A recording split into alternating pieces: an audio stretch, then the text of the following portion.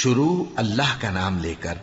جو بڑا مہربان نہایت رحم والا ہے۔ سب تعریف اللہ ہی کو ہے جس نے اپنے محبوب بندے محمد صلی اللہ علیہ وآلہ وسلم پر یہ کتاب نازل کی اور اس میں کسی طرح کی کجی اور پیچیدگی نہ رکھی، بلکہ سیدھی اور سلیس اتاری تاکہ لوگوں کو عذاب سخت سے جو اس کی طرف سے آنے والا ہے ڈرائے، اور مومنوں کو جو نیک عمل کرتے ہیں خوشخبری سنائے کہ ان کے لیے ان کے کاموں کا نیک بدلہ یعنی بہشت ہے جس میں وہ ہمیشہ رہیں گے، اور ان لوگوں کو بھی ڈرائے جو کہتے ہیں کہ اللہ نے کسی کو بیٹا بنا لیا ہے۔ ان کو اس بات کا کچھ بھی علم نہیں اور نہ ان کے باپ دادا ہی کو تھا۔ یہ بڑی سخت بات ہے جو ان کے منہ سے نکلتی ہے، اور کچھ شک نہیں کہ یہ جو کچھ کہتے ہیں محض جھوٹ ہے۔ اے پیغمبر، اگر یہ اس کلام پر ایمان نہ لائیں تو شاید تم ان کے پیچھے رنج کر کر کے اپنے تئیں ہلاک کر دو گے۔ جو چیز زمین پر ہے ہم نے اس کو زمین کے لیے زینت بنایا ہے تاکہ لوگوں کی آزمائش کریں کہ ان میں کون اچھے عمل کرنے والا ہے، اور جو چیز زمین پر ہے ہم اس کو نابود کر کے بنجر میدان کر دیں گے۔ کیا تم خیال کرتے ہو کہ غار اور لوح والے ہماری نشانیوں میں سے عجیب تھے؟ جب وہ نوجوان غار میں جا رہے تو کہنے لگے کہ اے ہمارے پروردگار، ہم پر اپنے ہاں سے رحمت نازل فرما اور ہمارے کام میں درستی کے سامان مہیا کر۔ تو ہم نے غار میں کئی سال تک ان کے کانوں پر نیند کا پردہ ڈالے رکھا، یعنی ان کو سلائے رکھا، پھر ان کو جگا اٹھایا تاکہ معلوم کریں کہ جتنی مدت وہ غار میں رہے دونوں جماعتوں میں سے اس کی مقدار کس کو خوب یاد ہے۔ ہم ان کے حالات تم سے صحیح صحیح بیان کرتے ہیں۔ وہ کئی نوجوان تھے جو اپنے پروردگار پر ایمان لائے تھے، اور ہم نے ان کو اور زیادہ ہدایت دی تھی، اور ان کے دلوں کو مربوط یعنی مضبوط کر دیا۔ جب وہ اٹھ کھڑے ہوئے تو کہنے لگے کہ ہمارا پروردگار آسمانوں اور زمین کا مالک ہے، ہم اس کے سوا کسی کو معبود سمجھ کر نہ پکاریں گے۔ اگر ایسا کیا تو اس وقت ہم نے بے عقلی کی بات کی۔ ان ہماری قوم کے لوگوں نے اس کے سوا اور معبود بنا رکھے ہیں، بھلا یہ ان کے معبود ہونے پر کوئی کھلی دلیل کیوں نہیں لاتے؟ تو اس سے زیادہ کون ظالم ہے جو اللہ پر جھوٹ باندھے؟ اور جب تم نے ان مشرکوں سے اور جن کی یہ اللہ کے سوا عبادت کرتے ہیں ان سے کنارہ کر لیا ہے تو غار میں چل رہو، تمہارا پروردگار تمہارے لیے اپنی رحمت وسیع کر دے گا اور تمہارے کاموں میں آسانی کے سامان مہیا کرے گا۔ اور جب سورج نکلے تو تم دیکھو کہ دھوپ ان کے غار سے داہنی طرف سمٹ جائے، اور جب غروب ہو تو ان سے بائیں طرف کترا جائے، اور وہ اس غار کے کشادہ حصے میں تھے۔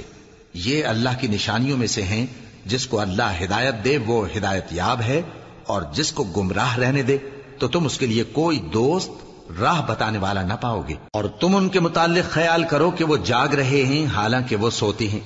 اور ہم ان کو دائیں اور بائیں کروٹ بدلاتے تھے، اور ان کا کتا چوکھٹ پر دونوں ہاتھ پھیلائے ہوئے تھا۔ اگر تم ان کو جھانک کر دیکھتے تو پیٹ پھیر کر بھاگ جاتے اور ان سے دہشت میں آ جاتے۔ اور اسی طرح ہم نے ان کو اٹھایا تاکہ آپس میں ایک دوسرے سے دریافت کریں۔ ایک کہنے والے نے کہا کہ تم یہاں کتنی مدت رہے؟ انہوں نے کہا کہ 1 دن یا اس سے بھی کم۔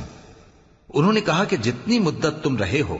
تمہارا پروردگار ہی اس کو خوب جانتا ہے، تو اپنے میں سے کسی کو یہ روپیہ دے کر شہر بھیجو، وہ دیکھے کہ نفیس کھانا کون سا ہے تو اس میں سے کھانا لے آئے، اور احتیاط سے آئے جائے اور تمہارا حال کسی کو نہ بتائے۔ اگر وہ تم پر دسترس پا لیں گے تو تمہیں سنسار کر دیں گے یا پھر اپنے مذہب میں داخل کر لیں گے، اور اس وقت تم کبھی فلاح نہیں پاؤ گے۔ اور اسی طرح ہم نے لوگوں کو ان کے حال سے خبردار کر دیا تاکہ وہ جانیں کہ اللہ کا وعدہ سچا ہے، اور یہ کہ قیامت جس کا وعدہ کیا جاتا ہے اس میں کچھ شک نہیں۔ اس وقت لوگ ان کے بارے میں باہم جھگڑنے لگے اور کہنے لگے کہ ان کے غار پر عمارت بنا دو۔ ان کا پروردگار ان کے حال سے خوب واقف ہے۔ جو لوگ ان کے معاملے میں غلبہ رکھتے تھے وہ کہنے لگے کہ ہم ان کے غار پر مسجد بنائیں گے۔ بعض لوگ اٹکل پچو کہیں گے کہ وہ 3 تھے اور چوتھا ان کا کتا تھا، اور بعض کہیں گے کہ وہ 5 تھے اور چھٹا ان کا کتا تھا، اور بعض کہیں گے کہ وہ 7 تھے اور 8واں ان کا کتا تھا۔ کہہ دو کہ میرا پروردگار ہی ان کے شمار سے خوب واقف ہے، ان کو جانتے بھی ہیں تو تھوڑے ہی لوگ جانتے ہیں۔ تو تم ان کے معاملے میں بحث نہ کرنا مگر سرسری سی بحث، اور نہ ان کے بارے میں ان میں سے کسی سے کچھ دریافت ہی کرنا، اور کسی کام کی نسبت نہ کہنا کہ میں اسے کل کر دوں گا، مگر انشاءاللہ کہہ کر، یعنی اگر اللہ چاہے تو کر دوں گا۔ اور جب اللہ کا نام لینا بھول جاؤ تو یاد آنے پر لے لو۔ اور کہہ دو کہ امید ہے کہ میرا پروردگار مجھے اس سے بھی زیادہ ہدایت کی باتیں بتائے۔ اور اصحاب کہف اپنے غار میں 9 پر 300 سال رہے۔ کہہ دو کہ جتنی مدت وہ رہے اسے اللہ ہی خوب جانتا ہے،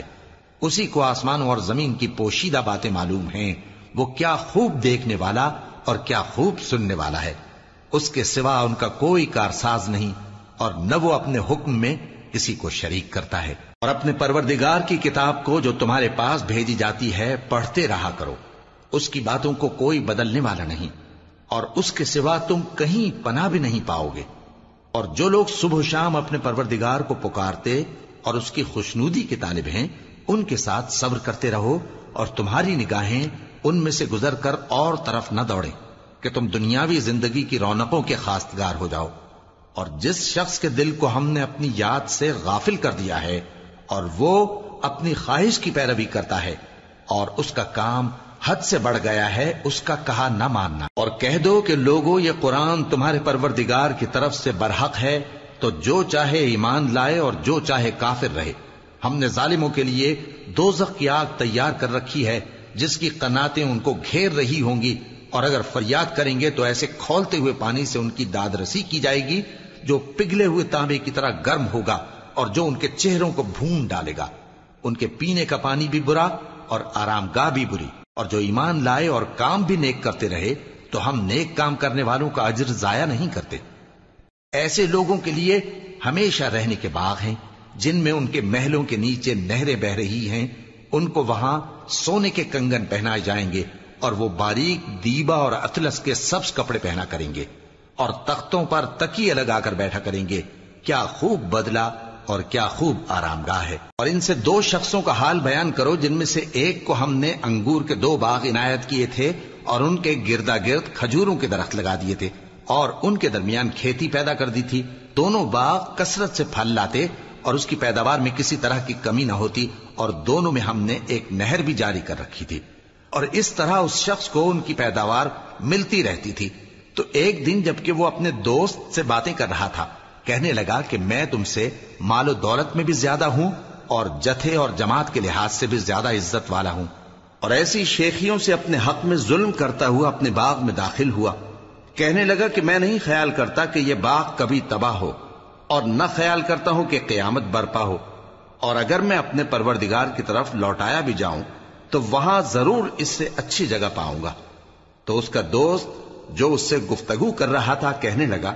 کہ کیا تم اس ذات سے کفر کرتے ہو جس نے تم کو مٹی سے پیدا کیا، پھر نطفے سے، پھر تمہیں پورا آدمی بنایا؟ مگر میں تو یہ کہتا ہوں کہ اللہ ہی میرا پروردگار ہے، اور میں اپنے پروردگار کے ساتھ کسی کو شریک نہیں کرتا۔ اور جب تم اپنے باغ میں داخل ہوئے تو تم نے ما شاء اللہ لا قوت الا باللہ کیوں نہ کہا؟ اگر تم مجھے مال و اولاد میں اپنے سے کمتر دیکھتے ہو تو عجب نہیں کہ میرا پروردگار مجھے تمہارے باغ سے بہتر عطا فرمائے، اور تمہارے اس باغ پر آسمان سے آفت بھیج دے تو وہ صاف میدان ہو جائے، یا اس باغ کی نہر کا پانی گہرائی میں اتر جائے تو پھر تم اسے تلاش نہ کر سکو، اور اس کے میووں کو عذاب نے آ گھیرا اور وہ اپنی چھتریوں پر گر کر رہ گیا، تو جو مال اس نے اس پر خرچ کیا تھا اس پر حسرت سے ہاتھ ملنے لگا اور کہنے لگا کہ کاش میں اپنے پروردگار کے ساتھ کسی کو شریک نہ بناتا۔ اس وقت اللہ کے سوا کوئی جماعت اس کی مددگار نہ ہوئی اور نہ وہ بدلہ لے سکا۔ یہاں سے ثابت ہوا کہ حکومت سب اللہ کی ہے، جو معبود برحق ہے وہی بہترین ثواب عطا کرنے والا اور بہترین انجام لانے والا ہے۔ اور ان سے دنیا کی زندگی کی مثال بھی بیان کر دو کہ وہ ایسی ہے جیسے پانی جسے ہم نے آسمان سے برسایا تو اس کے ساتھ زمین کی پیداوار مل کر نکلی، پھر وہ چورا چورا ہو گئی کہ ہوائیں اسے اڑاتی پھرتی ہیں، اور اللہ تو ہر چیز پر قدرت رکھتا ہے۔ مال اور بیٹے تو دنیا کی زندگی کی رونق و زینت ہیں، اور نیکیاں جو باقی رہنے والی ہیں وہ ثواب کے لحاظ سے تمہارے پروردگار کے ہاں بہت اچھی اور امید کے لحاظ سے بہت بہتر ہیں۔ اور جس دن ہم پہاڑوں کو چلائیں گے اور تم زمین کو صاف میدان دیکھو گے، اور ان لوگوں کو ہم جمع کر لیں گے تو ان میں سے کسی کو بھی نہیں چھوڑیں گے، اور سب تمہارے پروردگار کے سامنے صف باندھ کر لائے جائیں گے، تو ہم ان سے کہیں گے کہ جس طرح ہم نے تم کو پہلی بار پیدا کیا تھا اسی طرح آج تم ہمارے سامنے آئے، لیکن تم نے تو یہ خیال کر رکھا تھا کہ ہم نے تمہارے لیے قیامت کا کوئی وقت مقرر ہی نہیں کیا، اور اعمال کی کتاب کھول کر رکھی جائے گی تو تم گناہگاروں کو دیکھو گے کہ جو کچھ اس میں لکھا ہوگا اس سے ڈر رہے ہوں گے، اور کہیں گے ہائے شامت، یہ کیسی کتاب ہے کہ نہ چھوٹی بات کو چھوڑتی ہے نہ بڑی کو، کوئی بات بھی نہیں مگر اسے لکھ رکھا ہے، اور جو جو عمل کیے ہوں گے سب کو حاضر پائیں گے، اور تمہارا پروردگار کسی پر ظلم نہیں کرے گا۔ اور جب ہم نے فرشتوں کو حکم دیا کہ آدم کو سجدہ کرو تو سب نے سجدہ کیا مگر ابلیس نے نہ کیا، وہ جنات میں سے تھا تو اپنے پروردگار کے حکم سے باہر ہو گیا۔ کیا تم اس کو اور اس کی اولاد کو میرے سوا دوست بناتے ہو، حالانکہ وہ تمہارے دشمن ہیں، اور شیطان کی دوستی ظالموں کے لیے اللہ کی دوستی کا برا بدل ہے۔ میں نے ان کو نہ تو آسمانوں اور زمین کے پیدا کرنے کے وقت بلایا تھا اور نہ خود ان کے پیدا کرنے کے وقت، اور میں ایسا نہ تھا کہ گمراہ کرنے والوں کو مددگار بناتا۔ اور جس دن اللہ فرمائے گا کہ اب میرے شریکوں کو جن کی نسبت تم معبود ہونے کا گمان رکھتے تھے بلاؤ، تو وہ ان کو بلائیں گے مگر وہ ان کو کچھ جواب نہ دیں گے، اور ہم ان کے درمیان ہلاکت کی ایک جگہ بنا دیں گے، اور گناہگار لوگ دوزخ کو دیکھیں گے تو یقین کر لیں گے کہ وہ اس میں پڑنے والے ہیں، اور اس سے بچنے کا کوئی راستہ نہ پائیں گے۔ اور ہم نے اس قرآن میں لوگوں کے سمجھانے کے لیے طرح طرح کی مثالیں بیان فرمائی ہیں، لیکن انسان سب چیزوں سے بڑھ کر جھگڑالو ہے، اور لوگوں کے پاس جب ہدایت آ گئی تو ان کو کس چیز نے منع کیا کہ ایمان لائیں اور اپنے پروردگار سے بخشش مانگیں، بجز اس کے کہ اس بات کے منتظر ہوں کہ انہیں بھی پہلوں کا سا معاملہ پیش آئے یا ان پر عذاب سامنے سے آ جائے۔ اور ہم جو پیغمبروں کو بھیجا کرتے ہیں تو صرف اس لیے کہ لوگوں کو اللہ کی نعمتوں کی خوشخبریاں سنائیں اور عذاب سے ڈرائیں، اور جو کافر ہیں وہ باطل کی مدد سے جھگڑا کرتے ہیں تاکہ اس سے حق کو پھسلا دیں، اور انہوں نے ہماری آیتوں کو اور جس چیز سے ان کو ڈرایا جاتا ہے اسے ہنسی بنا لیا ہے۔ اور اس سے بڑھ کر ظالم کون، جس کو اس کے پروردگار کی آیات کے ذریعے سمجھایا گیا تو اس نے ان سے منہ پھیر لیا، اور جو اعمال وہ آگے کر چکا اس کو بھول گیا۔ ہم نے ان کے دلوں پر پردے ڈال دیے کہ اسے سمجھ نہ سکیں، اور کانوں میں ثقل پیدا کر دیا ہے کہ سن نہ سکیں، اور اگر تم ان کو رستے کی طرف بلاؤ تو کبھی رستے پر نہ آئیں گے، اور تمہارا پروردگار بخشنے والا صاحب رحمت ہے۔ اگر وہ ان کے کرتوتوں پر ان کو پکڑنے لگے تو ان پر جھٹ عذاب بھیج دے، مگر ان کے لیے ایک وقت مقرر کر رکھا ہے کہ اس کے عذاب سے کوئی پناہ کی جگہ نہ پائیں گے۔ اور یہ بستیاں جو ویران پڑی ہیں، جب انہوں نے کفر کر کے ظلم کیا تو ہم نے ان کو تباہ کر دیا، اور ان کی تباہی کے لیے ایک وقت مقرر کر دیا تھا۔ اور جب موسیٰ نے اپنے شاگرد سے کہا کہ جب تک میں دو دریاؤں کے ملنے کی جگہ نہ پہنچ جاؤں ٹلنے کا نہیں، خاص صدیوں چلتا رہوں، پھر جب وہ دونوں ان دریاؤں کے سنگم پر پہنچے تو اپنی مچھلی بھول گئے، پھر اس مچھلی نے دریا میں سرنگ کی طرح اپنا رستہ بنا لیا۔ جب آگے چلے تو موسیٰ نے اپنے شاگرد سے کہا کہ ہمارا کھانا لاؤ، اس سفر سے ہم کو بہت تکان ہو گئی ہے۔ اس نے کہا کہ بھلا آپ نے دیکھا کہ جب ہم نے اس چٹان کے پاس آرام کیا تھا تو میں مچھلی وہیں بھول گیا، اور مجھے آپ سے اس کا ذکر کرنا شیطان نے بھلا دیا، اور اس مچھلی نے عجیب طرح سے دریا میں اپنا رستہ بنایا۔ موسیٰ نے کہا یہی تو وہ مقام ہے جسے ہم تلاش کرتے تھے، تو وہ اپنے پاؤں کے نشان دیکھتے دیکھتے لوٹ گئے۔ وہاں انہوں نے ہمارے بندوں میں سے ایک بندہ دیکھا جس کو ہم نے اپنے ہاتھ سے رحمت خاص سے نوازا تھا اور اپنے پاس سے ایک خاص علم بخشا تھا۔ موسیٰ نے ان سے جن کا نام خضر تھا کہا کہ جو علم اللہ کی طرف سے آپ کو سکھایا گیا ہے، اگر آپ اس میں سے مجھے کچھ بھلائی کی باتیں سکھائیں تو میں آپ کے ساتھ رہوں۔ خضر نے کہا کہ تم میرے ساتھ رہ کر صبر نہیں کر سکو گے، اور جس بات کی تمہیں خبر ہی نہیں اس پر صبر کر بھی کیسے سکتے ہو؟ موسیٰ نے کہا اللہ نے چاہا تو آپ مجھے صابر پائیے گا، اور میں آپ کے ارشاد کے خلاف نہیں کروں گا۔ خضر نے کہا اگر تم میرے ساتھ رہنا چاہو تو شرط یہ ہے مجھ سے کوئی بات نہ پوچھنا جب تک میں خود اس کا ذکر تم سے نہ کروں۔ تو دونوں چل پڑے، یہاں تک کہ جب کشتی میں سوار ہوئے تو خضر نے کشتی کو پھاڑ ڈالا۔ موسیٰ نے کہا کیا آپ نے اس کو اس لیے پھاڑا ہے کہ سواروں کو غرق کر دی؟ یہ تو آپ نے بڑی عجیب بات کی۔ خضر نے کہا کیا میں نے نہیں کہا تھا کہ تم میرے ساتھ صبر نہ کر سکو گے؟ موسیٰ نے کہا کہ جو بھول مجھ سے ہوئی اس پر مواخذہ نہ کیجیے اور میرے معاملے میں مجھ پر مشکل نہ ڈالیے۔ پھر دونوں چلے، یہاں تک کہ رستے میں ایک لڑکا ملا تو خضر نے اسے مار ڈالا۔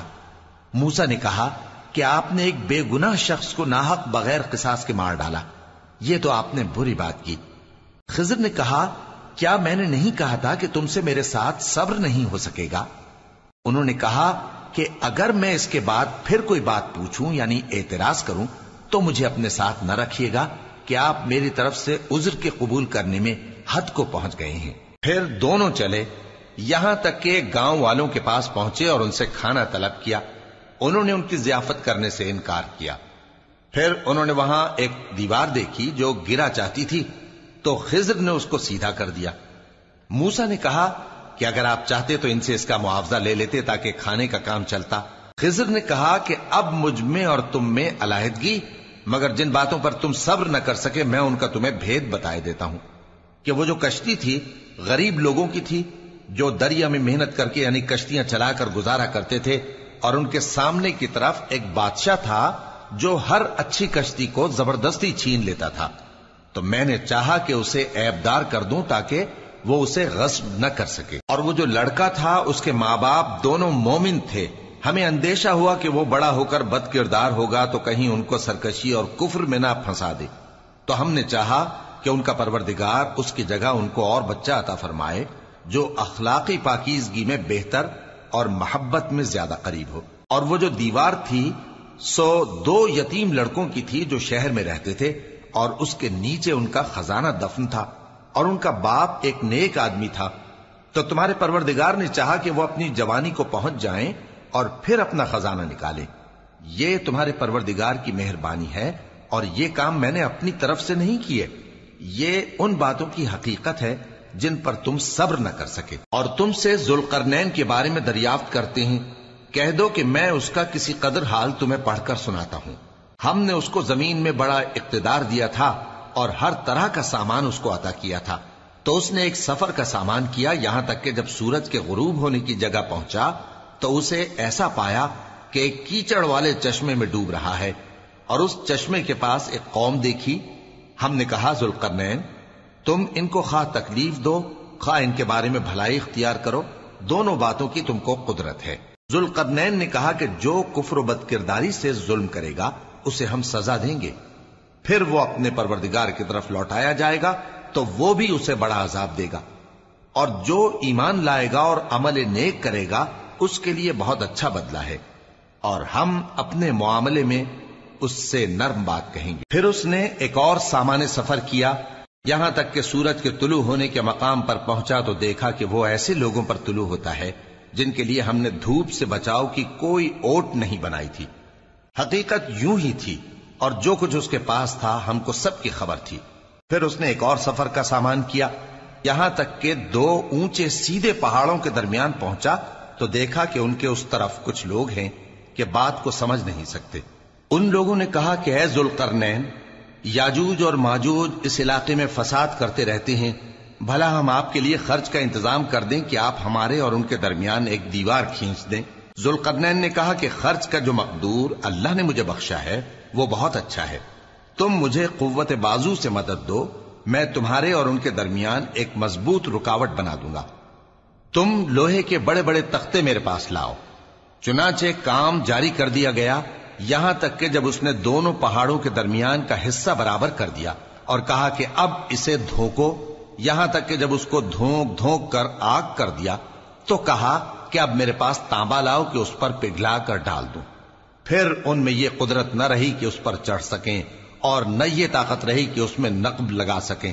بولا کہ یہ میرے پروردگار کی مہربانی ہے، پھر جب میرے پروردگار کا وعدہ آ پہنچے گا تو اس کو ڈھا کر ہموار کر دے گا، اور میرے پروردگار کا وعدہ سچا ہے۔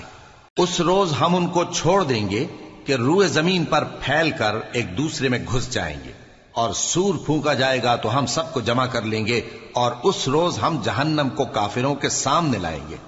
جن کی آنکھیں میری یاد سے پردے میں تھیں اور وہ سننے کی طاقت نہیں رکھتے تھے۔ اب کیا کافر یہ خیال کرتے ہیں کہ وہ میرے بندوں کو میرے سوا اپنا کارساز بنائیں گے تو میں خفا نہیں ہوں گا؟ ہم نے ایسے کافروں کے لیے جہنم کی مہمانی تیار کر رکھی ہے۔ کہہ دو کہ ہم تمہیں ایسے لوگ بتائیں جو اعمال کے لحاظ سے بڑے نقصان میں ہیں؟ یہ وہ لوگ ہیں جن کی دوڑ دھوپ دنیا کی زندگی میں برباد ہو گئی اور وہ یہ سمجھے ہوئے ہیں کہ وہ اچھے کام کر رہے ہیں۔ یہ وہ لوگ ہیں جنہوں نے اپنے پروردگار کی آیتوں کو نہ مانا اور اس کے سامنے جانے سے انکار کیا، تو ان کے اعمال ضائع ہو گئے۔ سو ہم قیامت کے دن ان کے لیے کچھ بھی وزن قائم نہیں کریں گے۔ یہ ان کی سزا ہے، یعنی جہنم، اس لیے کہ انہوں نے کفر کیا اور ہماری آیتوں اور ہمارے پیغمبروں کی ہنسی اڑائی۔ جو لوگ ایمان لائے اور عمل نیک کیے ان کے لیے بہشت کے باغ بطور مہمانی ہوں گے، ہمیشہ ان میں رہیں گے اور وہاں سے مکان بدلنا نہ چاہیں گے۔ کہہ دو کہ اگر سمندر میرے پروردگار کی باتوں کے لکھنے کے لیے روشنائی ہو تو قبل اس کے کہ میرے پروردگار کی باتیں تمام ہوں سمندر ختم ہو جائے، اگرچہ ہم ویسا ہی اور اس کی مدد کو لائیں۔ کہہ دو کہ میں تمہاری طرح کا ایک بشر ہوں، البتہ میری طرف وہی آتی ہے کہ تمہارا معبود وہی ایک معبود ہے۔ تو جو شخص اپنے پروردگار سے ملنے کی امید رکھے چاہیے کہ عمل نیک کرے اور اپنے پروردگار کی عبادت میں کسی کو شریک نہ بنائے۔